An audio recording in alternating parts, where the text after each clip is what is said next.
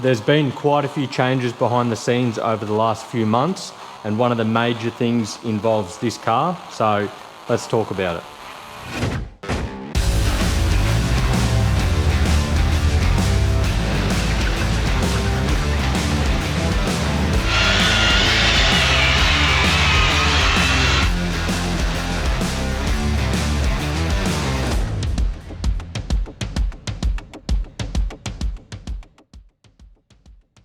So some of you may or may not know, I've actually sold this car. It was a decision that wasn't easy, but overall it makes the most sense, and I'll discuss that later on in the video. So before the new owner picks this up, I thought I would sit down and talk about how this car came about and how the build process went. This was the first car I ever really built, and I'd done it well and truly before I was filming for YouTube. I'll talk a little bit about how I got into racing and the early days of what racing looked like for me. I've got some pictures and videos from when I built the car, and also the early racing days and that I'll chuck in throughout the video. And then we can discuss why I decided to sell it. And if you stick around right to the end, I'm gonna let you in on some secrets on what's to come. So pretty much my interest in racing winch challenge started not long after I turned 18, and I ended up meeting a few people in the area, Sherry and another mate Scotty and a few other guys that were in the racing scene already. Now when I got introduced to the scene, it was around 2010, and unfortunately there was a period of time between about 2010 to 2015 where there were no winch challenge events in Victoria as we knew it. So I had this newfound passion, but there was no outlet to really do it. I don't know the full story on why, but it was something to do with council or government or permits or something along those lines. So they couldn't actually run events. But that didn't stop us driving or anything. Like, we still done a lot of driving. We had access to some properties that, we went out there and we were smashing our cars up. I did plenty of P-plater mods to my first car, which was probably the overall downfall of the car.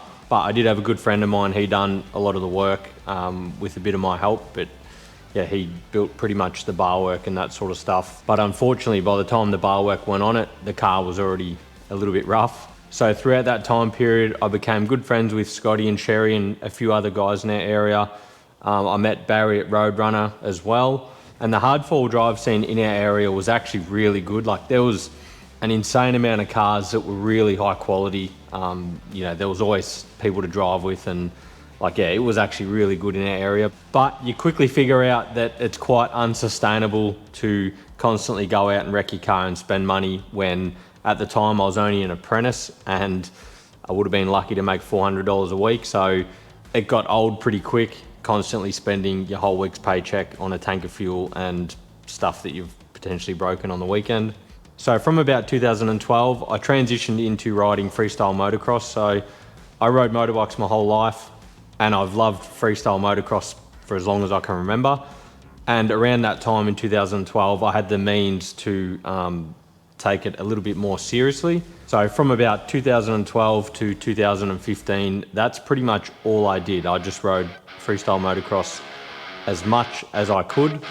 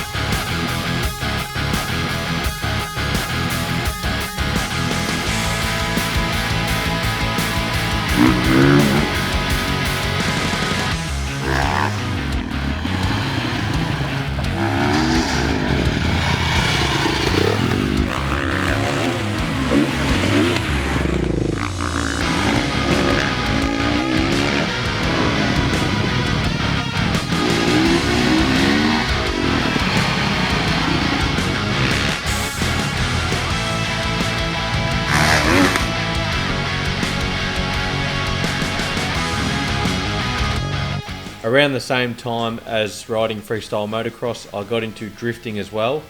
Now that was just an unreal amount of fun. I enjoyed every second of that.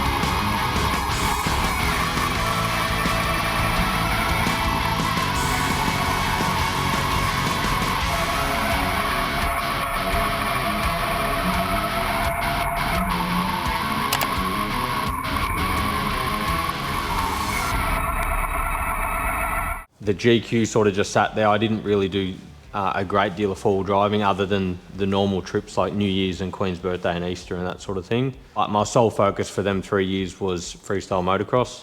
And although it was cheaper to the back pocket, the punishment it takes on you is quite a bit more expensive. So 2015 rolls around and they announced that they're going to run the Patrol Apart Challenge in Newgee. And that was always Labor Day weekend in March at the start of the year. So as soon as they announced that, I got a phone call from another friend to see if I wanted to jump in the passenger seat and navvy for the event. Now at the time, I certainly couldn't afford to build a car, so that was the next best thing. And he had just a junker style side cut, TB carby, single motor high mount on 24 volt. I actually think the whole car was 24 volt and it may have had a step down converter. Actually, I think we just ran the whole car off 24 volt, starter motor and everything. So we raced that event in 2015 and still to this day, it's probably one of my favourite events.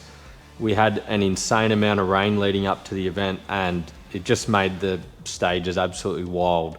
The field was absolutely stacked. I think they had 40 cars, which is the maximum they allowed at that event.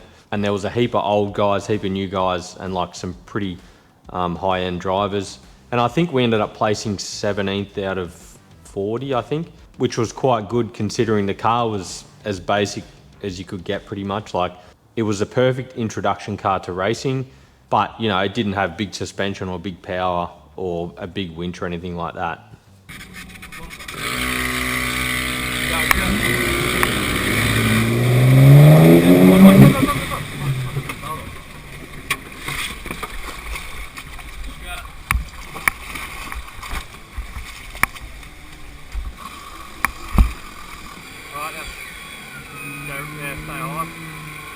Don't run into this. Head gear. Keep going right. Sit. Right, stop. Just go. Just don't stop. Just go. Goes around you a little bit. Yeah, go. That's it. We're going to go all the way to the winch. The winch plank is this, so I'll tell you when to stop. You may have to winch again, I don't know. See if you can drive. So after that event, you know, my interest sparked back up into four-wheel driving and I was sort of teetering out of the freestyle motocross scene. It was sort of hard because no one locally done it. You know, all the guys I used to ride with were down Melbourne way.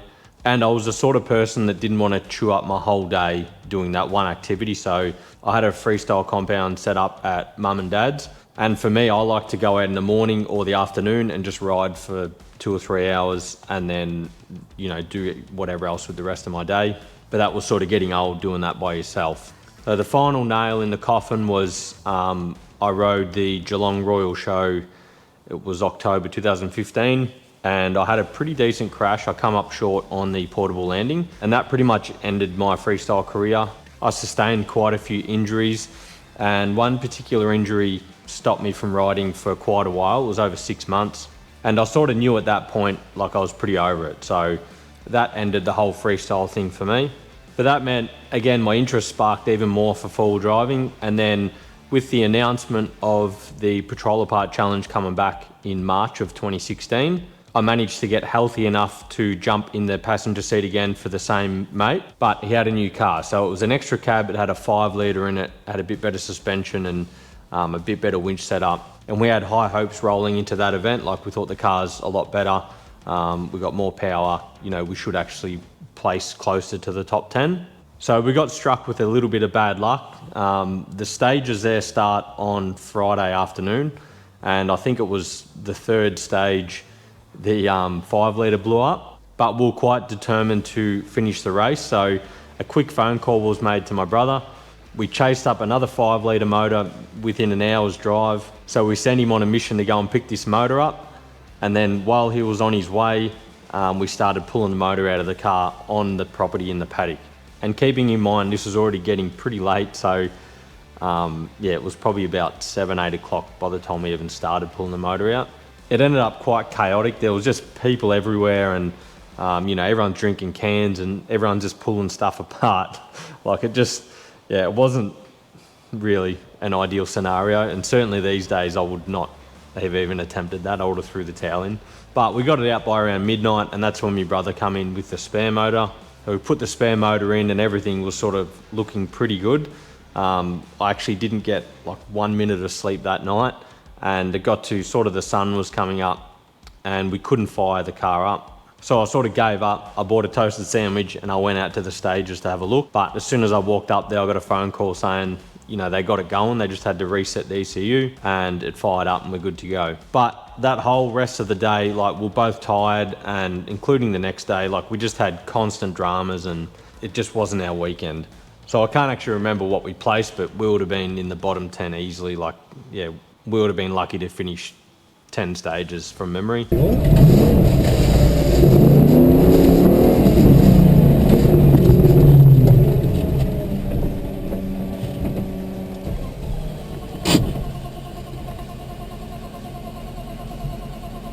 What the fuck? You right?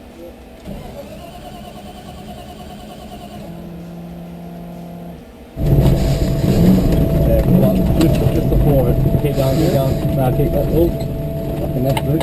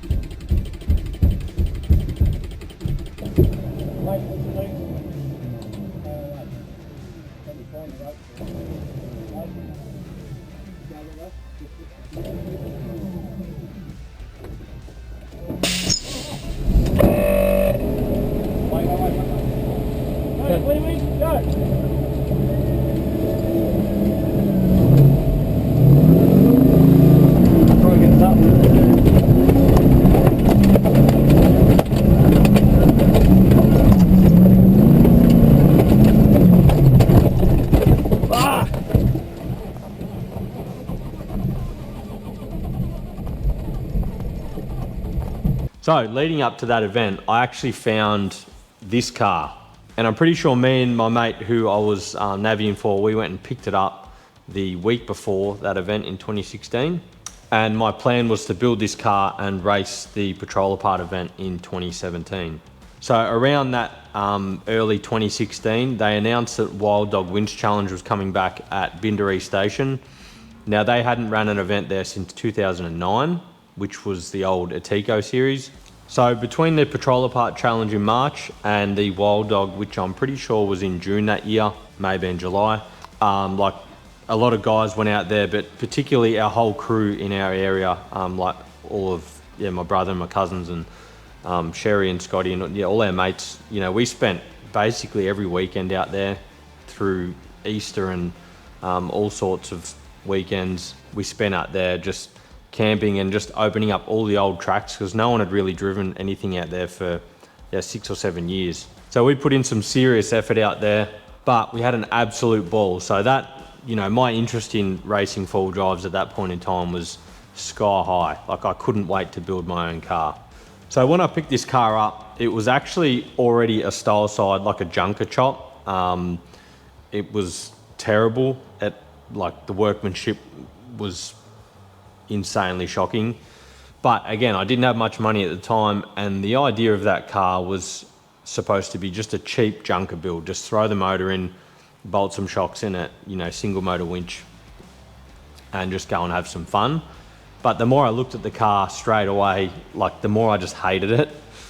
So I threw together some ideas, still trying to keep on the path of, you know, a cheapish build, but I just wanted to do things a little bit different because, I didn't want to run the style side thing. It came as just a roller on GQ diffs. It did have a motor and gearbox with it and like just a cheap turbo setup with it. And that was always going to be the plan, just a turbo TB with a manual and just some GU diffs under it. So keeping in mind, I never really actually done any of this before. I was just learning as I went. You know, there was a lot of people around me, my brother and my cousins, and Scotty was a huge help as well. But I was keen just to learn and I was keen to race.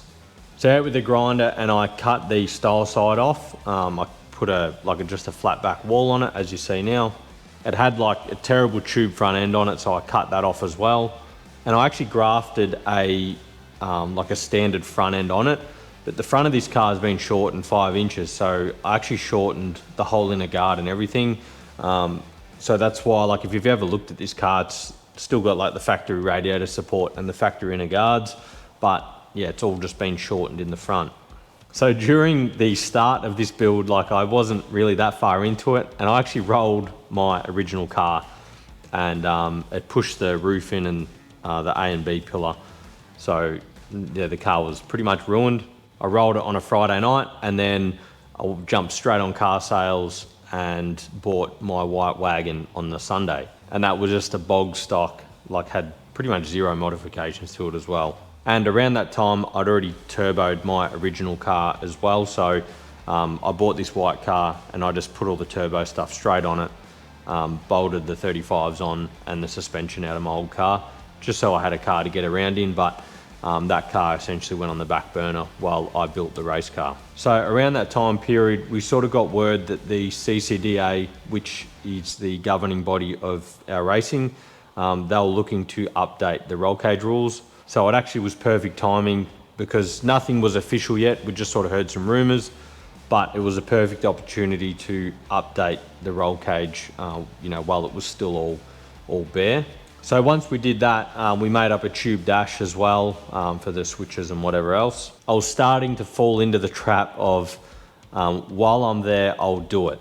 And I still suffer from that same trap to this very day. But it's just always easier to do stuff while you're building it as opposed to finishing the car and then going back and redoing it. And at that stage, my mate Scotty was building another car as well, and he just put coilovers in it. So I thought, while I'm here, I may as well put coilovers in this car as well. Now, keeping in mind, I actually really didn't have much of an idea on coilovers in general. It was funny, when I got them, I actually had to ring my mate Scotty and ask him how to pull the springs off them, because I just didn't know you undid the top cap and then slide the bottom plate out to get the springs out. But I done a ton of research and talked to a ton of people and ended up mounting them in the car.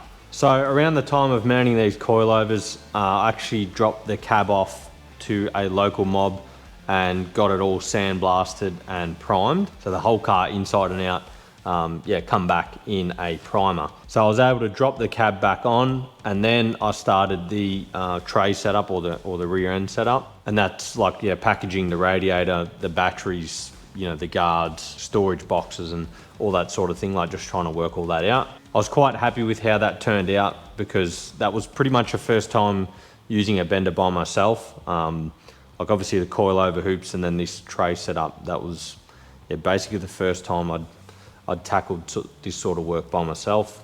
But we got all that done.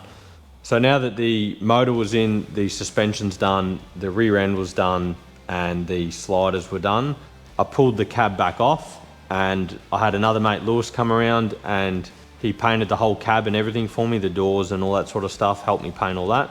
And then I think it was actually my brother, he painted the chassis as well. So while they were apart, we just painted everything. And then I dropped the cab back on, ready for a front bar.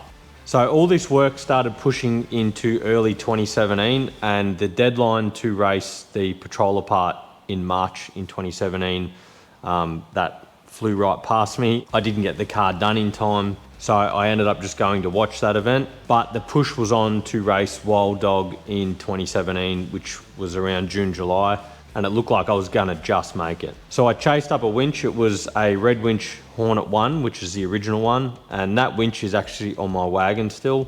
I bought that off my friend Scotty. So once I got the winch in, I made up the bar, and then I got my cousin to come around and weld all the bar work up because he was a qualified boilermaker and I wasn't overly confident in doing like nice welds, so he done a good job welding all that up. Then we painted the bar, bolted the winch on, put everything on the car, and then it was time to wire it up and get it done. So I used the Haltech 750 ECU, and I actually had Haltech, this was thanks to Independent Motorsports.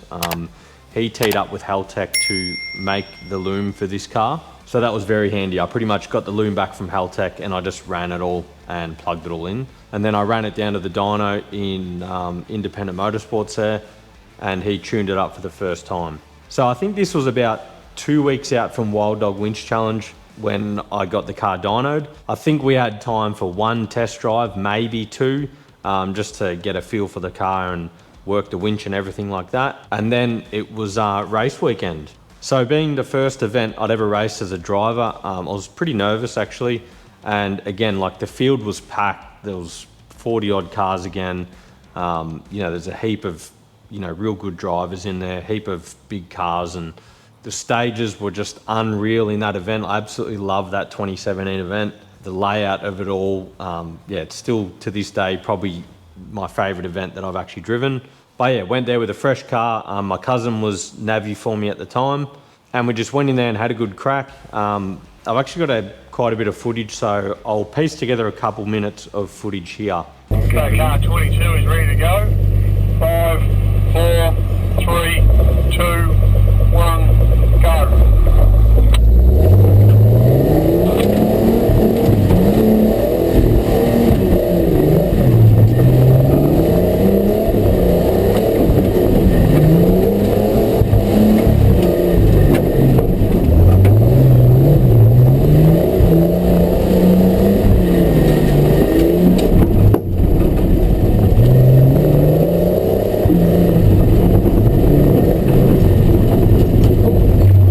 Fucking deer.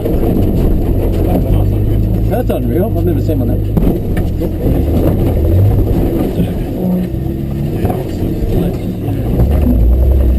Poke the nose up. Nice walkers in. Yeah, that's a count.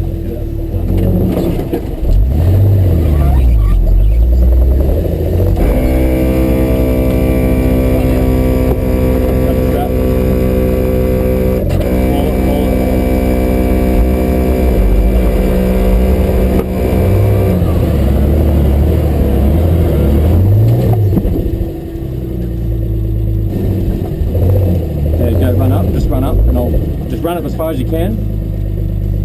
Go, go, go, and I'll just poke my nose up. I reckon somewhere there I'll get to.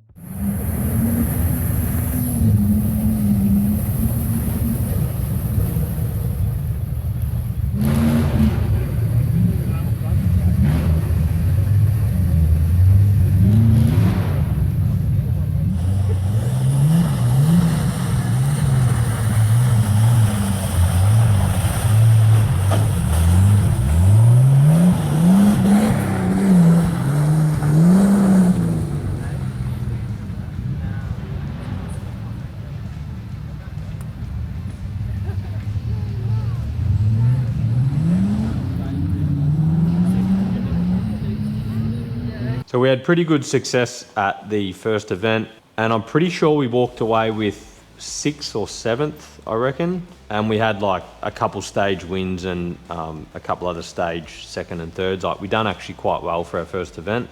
Yeah, it was my first event as a driver and then my cousin's first event as a navigator. So after that event had finished, our eyes were on the Patrol Apart Challenge at the start of March in 2018.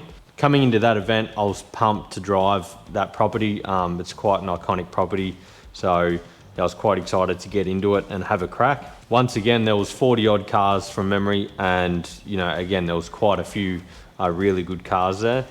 Unfortunately, at this event, we had some dramas with the front locker. So at the time, I was running TJM lockers front and rear. I'm personally not a fan of them, and what kept happening was they kept breaking the engagement ring. And what happened at this event was we raced the Friday night and we placed okay after the Friday night stages. And then the first stage Saturday morning, the locker broke, and we sort of didn't know what had happened at the time, but the front locker was stuck in. So we raced the whole Saturday using the front passenger hub as the diff lock. So it cost us like heaps of time. Every time we'd come to a spot, the navvy would have to jump out, lock the hub in, so then we'd have, a front diff lock, and then I'd drive something and then I'd either get stuck or, you'd have to winch. Then at the top of the winch wall, he'd unlock the hub, jump back in. Or if you drove something, he'd unlock the hub, jump back in. So it cost us like a ton of time. And multiple times it had happened where, we'd finished a winch, he'd unlock the hub, you'd take off, drive 20 meters, and then you'd drive into a hole where the front right wheel would be unloaded in the air. So it's just spinning the front right wheel and you weren't going anywhere. So you'd have to jump back out, lock the hub in, drive, and then unlock the hub. Like it was just an absolute pain. So I got to the Saturday night and we sort of were deciding whether we pull the front diff out or not. And I decided against it. I thought, if it's broken, I don't have parts anyway, so at least now we actually have a front locker, but if we pull it apart, we may be stuck with no front locker at all. So we continued racing the whole of Sunday using the front hub as the locker again, which, that was a real pain in the ass actually. But we did finish the event. I don't think we DNF'd any stages, and surprisingly we did a lot better than we thought. So we ended up with I'm pretty sure it was 7th or 8th, I can't quite remember. So we're still placed in the top 10, which was quite good. But after that event, I went home, pulled them lockers out, and then I put ARB lockers in it. And to this day, they are still in the car, and I've never had a drama other than when I broke the short side axle and blew the locker apart.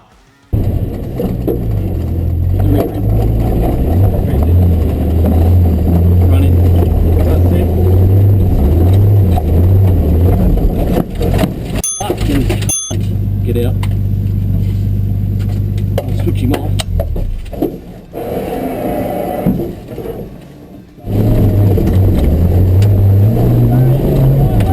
Run in.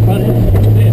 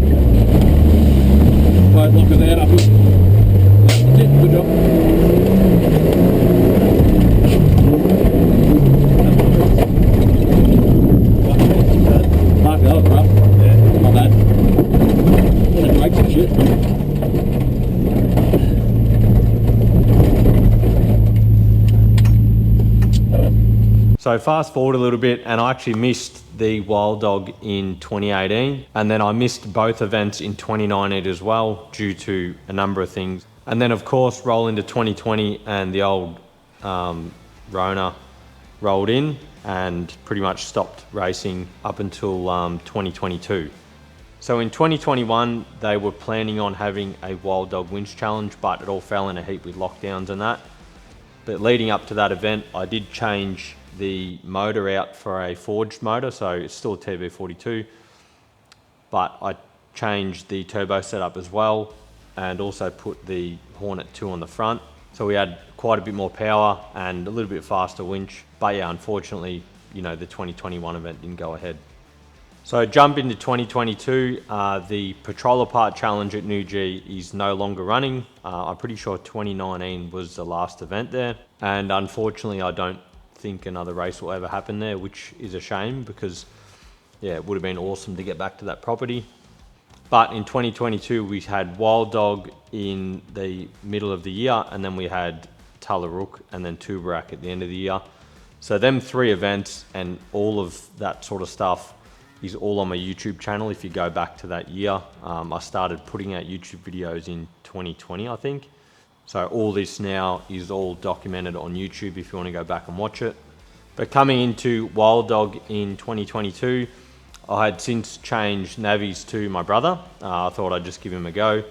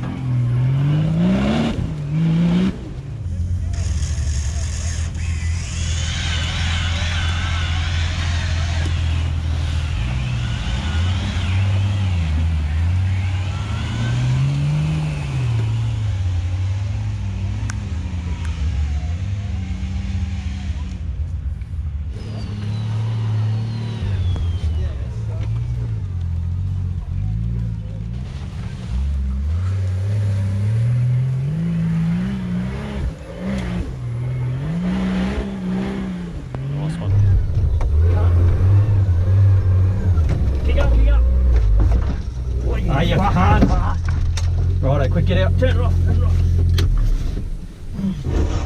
Fuck, mate. Window net, window net. Yeah.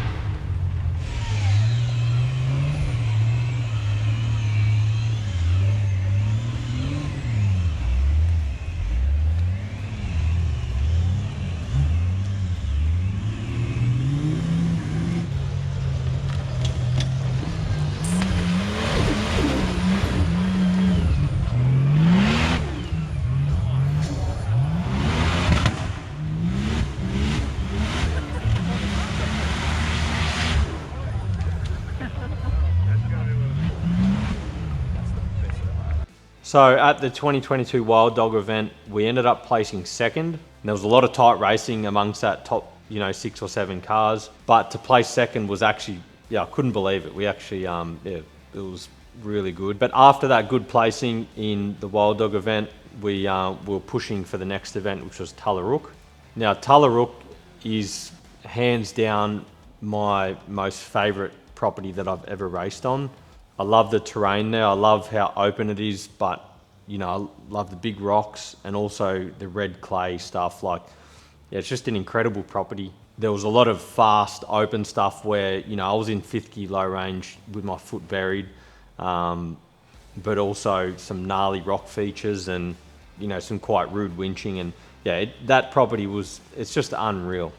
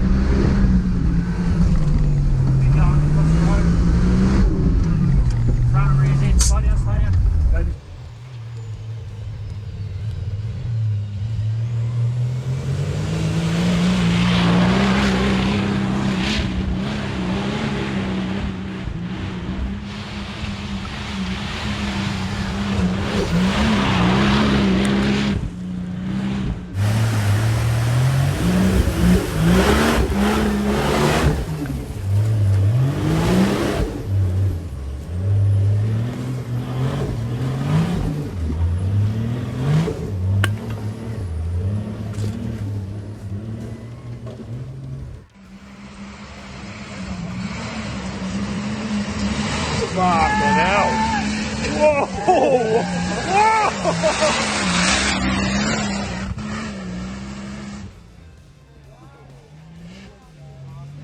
So I was sort of in my element there, and we ended up doing really well at that event and come away with first place. Super stoked with that. But that also meant like I was keen to then do the last round. So I was sort of on the fence about whether I would do it. But after taking the win in round 2, I decided I'd do the last event at Tubarak. So Tubarak's quite a weird property. It's like grassy, perfect paddocks, but then it's just got massive rocks everywhere. So it was quite interesting at the stuff, like the rocks were quite grippy, but when you're driving on the grass, it was quite slippery. But that was quite a fun event as well. I ended up breaking a rear axle right at the start of the event on the Saturday, and that also took out the locker as well. So I'm pretty sure I had a spare axle, but I didn't have like a spare locker or LSD center or anything like that. But lucky enough, I managed to chase up an LSD center. I just took the LSD out of it and we put it into my center and then put it all back together. And although the LSD was, it was single spinning and whatever, but it got us racing again. That was the main thing. So we had to quickly race around on the Saturday afternoon. Like they were closing stages as we were getting there. So we pretty much just had to do one stage, then the next and the next and the next. So it was quite tricky to do all that, especially with an LSD. Like there was a lot of tight, rocky stuff where the LSD just let us down, constantly.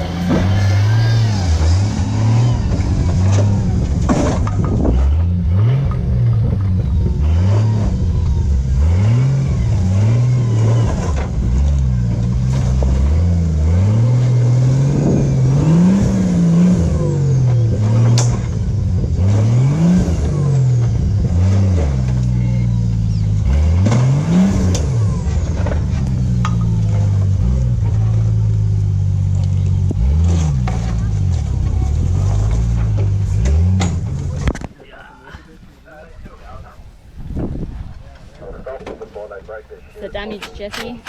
The damage is right there, Em. Busted. Oh.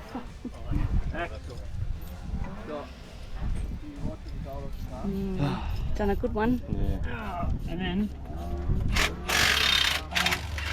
gotta pull the center out. Oh.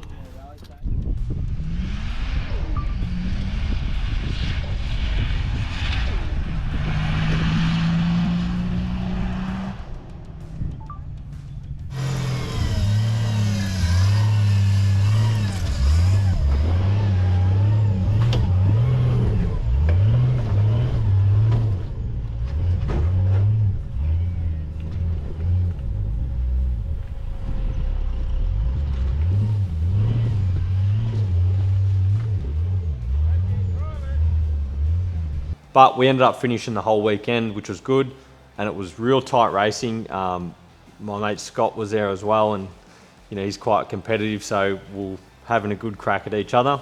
And in the end, I came second and he came first, and I think it was only by like 16 points or something. Like, it was really tight.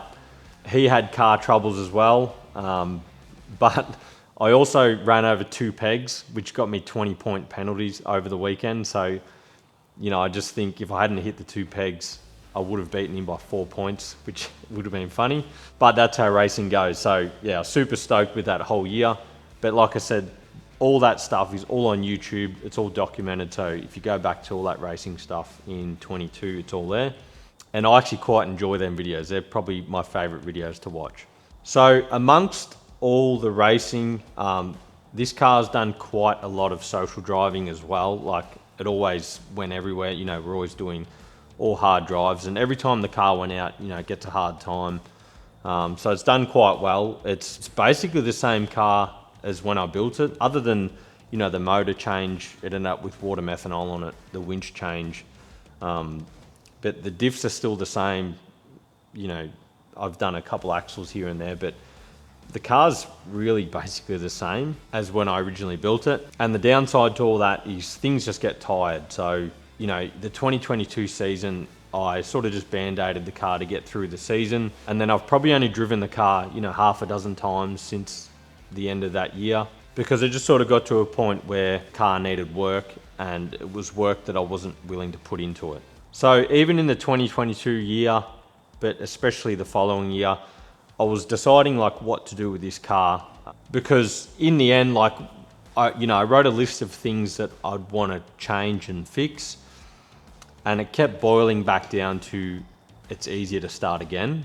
But I just didn't want to start again. I didn't want to build a new race car because, the process is insanely expensive and time consuming. But with the constant daily debate in my head, I always thought about this, like, what am I going to do with this car? It got driven once in the last 12 months, I think. And, every time I walk out to my shed, I look at it and it's just like, what do I do with this car? It's either I, throw heaps of money at it and put work into it that I don't particularly want to put into the car. Like, I don't want to spend time on the car without rectifying everything that I want to rectify. So it sort of got to the point where I was like, all right, I'll keep the cab and some other stuff, and I'll just sell the chassis off as a rolling chassis, and I'll build another chassis. But then at that stage, I started this white ute build. So it was sort of like, yeah, this car will just sit there, and that's all it really did. But it did get quite annoying because the car just, like I said, needed work, and I didn't want to band-aid fix the car anymore because I'd already done all that. And what I didn't want to do is take the car out driving and then have something happen, and then all of a sudden it's everyone else's problem to get your car back. So the way I look at it, I just think it's a little bit unfair.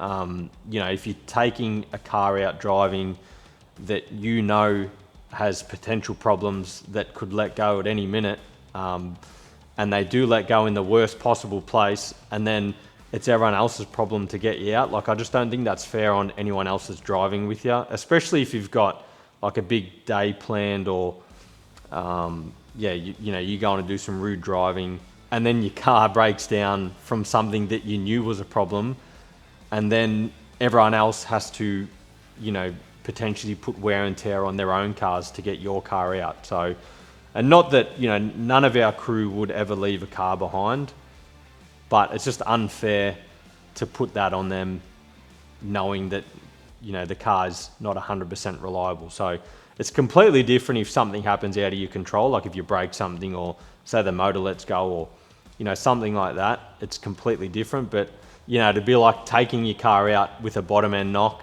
and then blowing up halfway through the drive, it's sort of like, well, you knew it was a problem, why did you even bring the car? So that's pretty much why the car never got used, because it just wasn't up to a standard where I was comfortable taking it out, which pretty much ended up, just sat there. So things with this white ute that's sitting right next to me, if you've been following along with the build, it's taken way longer than I initially had anticipated. So I knew it was going to take time, but just trying to get these diffs under the car and trying to get everything sorted has been such a time-consuming thing that I really didn't account for. And behind the scenes on this car, a lot of stuff's changing. So some things I can't really talk about, and some things I'll probably talk about in a separate video. But pretty much it's like I've got the ute and I've got the race car and I've got my wagon, and pretty much the only one I can drive is my wagon. But all the private property stuff, all the gnarly tracks, you know, I'm never going to take my wagon in there, and I want to get back in there. So, you know, I know that this ute build now, like, things have changed, and I know that there's still a couple years in this build and like an insane amount of money. So that's when the process started to, you know, I started to chase up a chassis and a few other bits and pieces, and I was going to put my cab onto a new chassis and start again. But then I was talking to Matt Kinsella from Kinsella Customs, and he has a few cool ideas up at his end going on.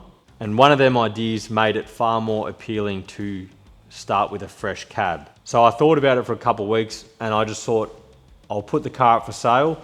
You know, I was always going to keep the winch, keep the motor, keep the Haltech setup, keep the wheels and tyres. I wanted to keep the radiator lines and a couple other small bits and pieces. I thought I'd put the car up for sale and I'll just see if it sells. And if it sells, then I can make the decision on what I'm going to do next. So sure enough, within like 3 hours, someone was interested. They come and looked the next night and bought it.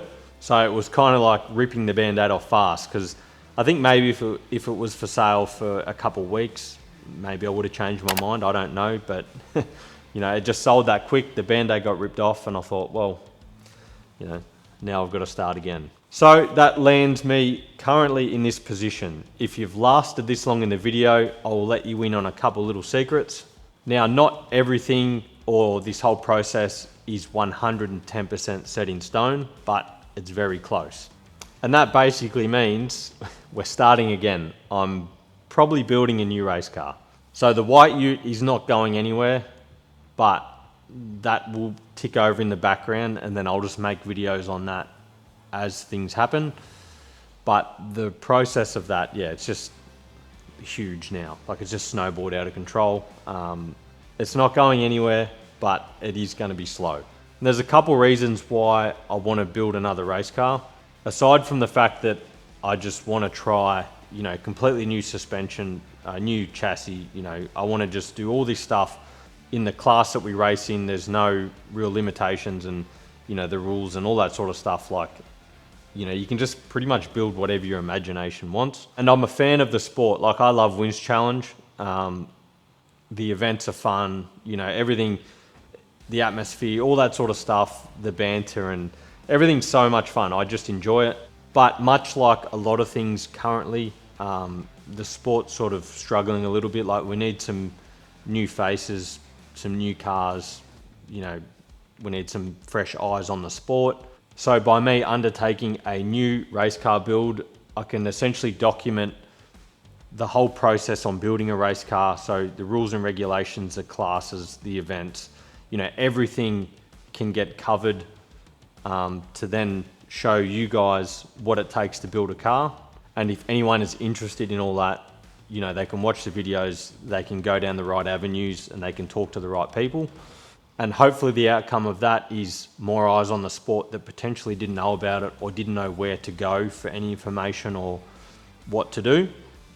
And probably another reason as well is, you know, it's not a bad thing, but there's a lot of channels now on YouTube that do like GQ content and then like high country or East Coast stuff or Tassie.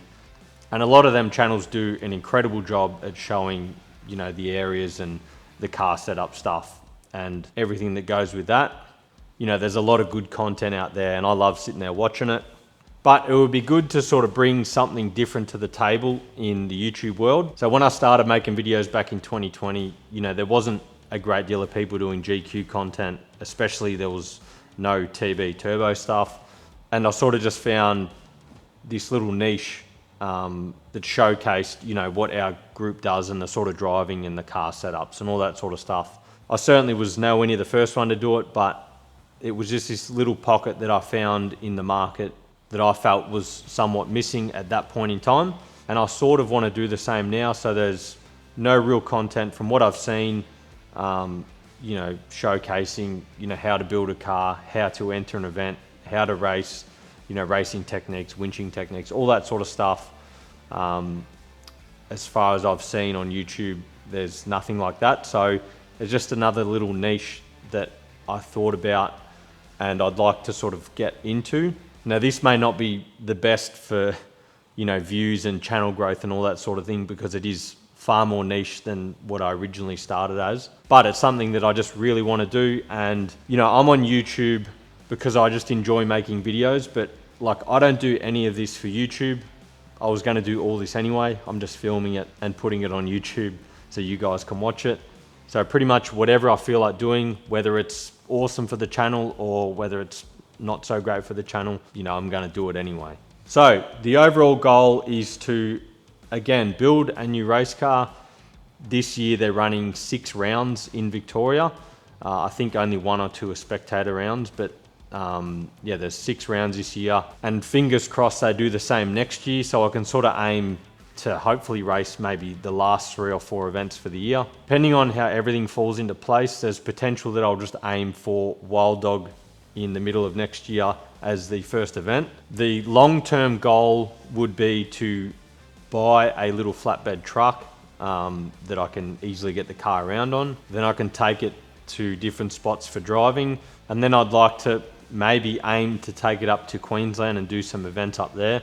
You know, some of their events up there look unreal, especially the one that's just happened, Off-Road Outlaws. You know, I think that would be an awesome goal to aim for, to get the car up there. And then if I'm thinking way outside the box on like the ultimate goal, it would be to ship the car across and race the Malaysian Rainforest Challenge. Now, last year, a few guys actually shipped their car over and raced it, but that's been happening for quite a few years now. You know, 10 or 15 years ago, I remember speaking to my mate who went over there and raced as a Navvy. That just seems like an absolute incredible experience. But I don't know if that'll actually ever happen, but you know, I can always aim there and just see where I land. But along with that, we can get back onto the properties and, you know, do all them cool tracks again. We've got access to another property as well with some awesome tracks on it. So, you know, once the car's done, if I end up with a little flatbed truck, I'll be able to take it out there and do just like a heap of driving, get a heap of content out of it, and obviously document any event that I race and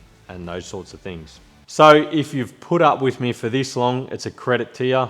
So these are the little secrets that I'm going to let out now. Like I said, this isn't 100% set in stone yet, but it's very close, probably 99% going to happen. So the idea is going to be another GQ extra cab. I've actually already bought a car for this, so I've already got the car. So extra cab, brand new roll cage, a complete tube front end, short in the front, short in the back, coilovers and triples and hydro bumps all around. I'm going to put the coilovers and that on the outside of the chassis on the rear.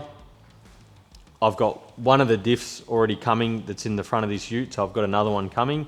I've got a sheet metal rear housing coming as well, 4-link rear, long arm radius arms in the front. I'll be using the forged TB turbo, but I'm going to slightly change the turbo setup again. Nothing huge, but just a slight change. It'll have the Red Winch Hornet 2 on the front again, but I might step up to 6 batteries instead of 4.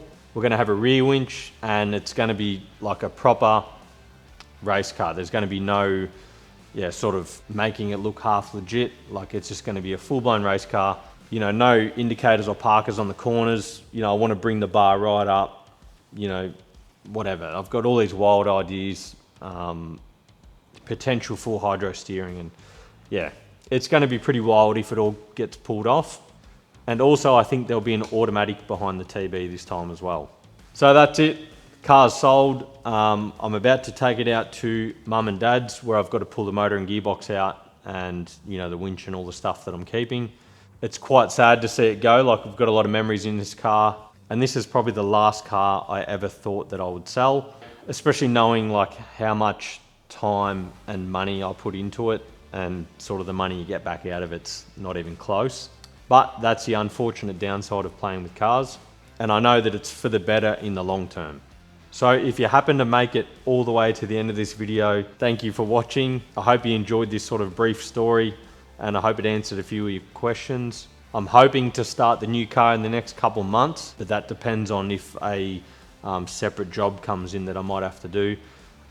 If that happens, it'll be after that.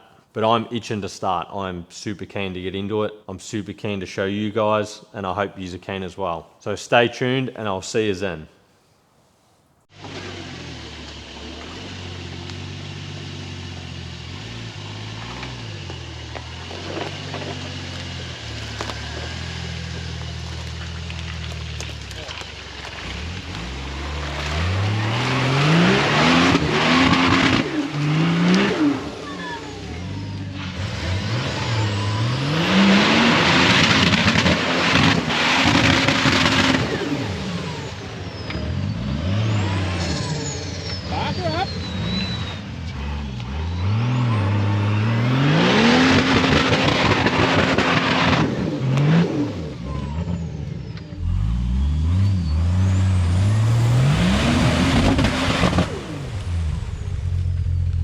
Good.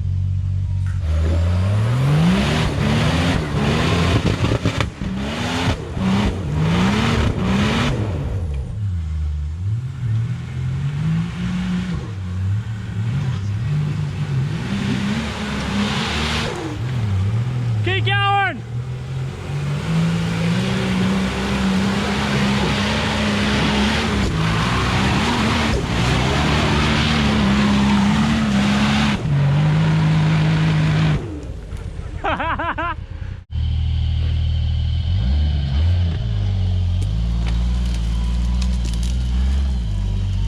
Gonna have to give it to her.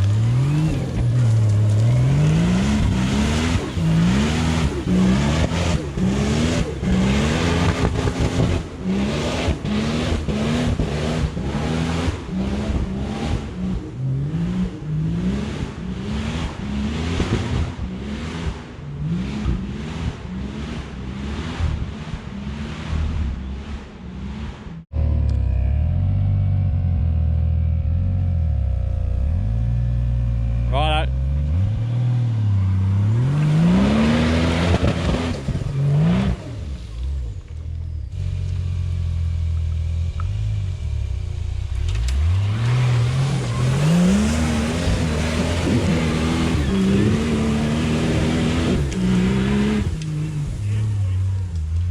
Good drive.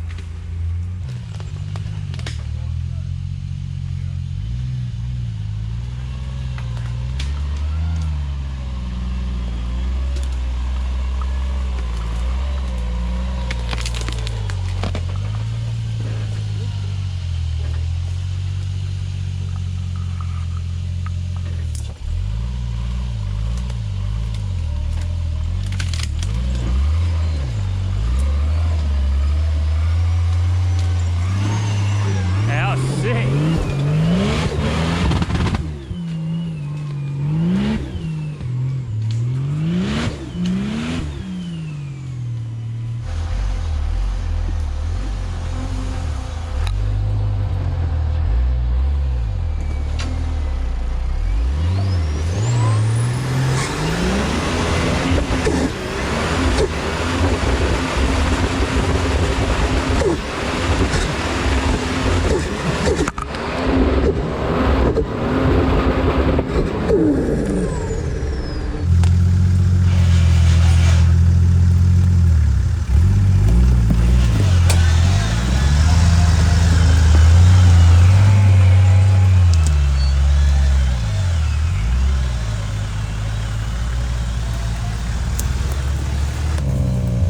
Get roosted.